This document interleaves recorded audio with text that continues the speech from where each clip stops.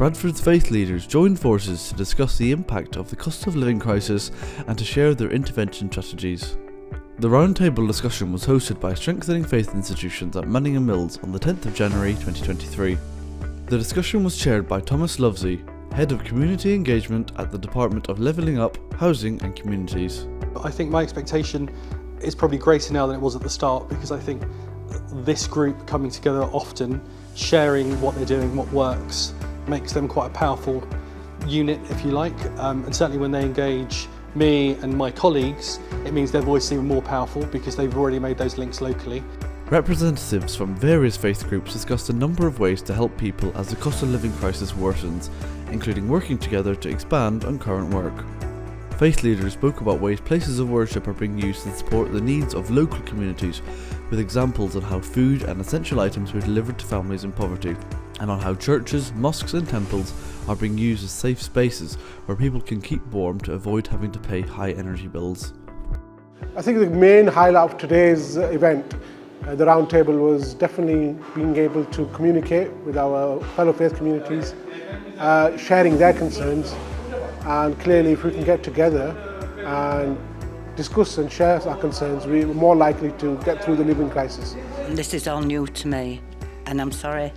It's brilliant, what you're doing is great, but there are still hundreds of people like me who know nothing about what you're doing. And I think you need to get it out there more, because people are still hiding behind the doors and, they need help. And you do need to get it out there more. In COVID, we did struggle because there were a lot of older people, but we were lucky where people would go shopping for us. Like Sue says, to know more about these things would be really, really helpful. The evening was an opportunity for policymakers and faith organisations to come together, collaborate and discuss better ways of working when addressing the cost of living crisis. Certificates of appreciation and gifts were presented to honour and recognise the outstanding work that faith communities have done in their communities during the cost of living crisis. Being kind makes us feel good and motivates me to perform more acts of kindness.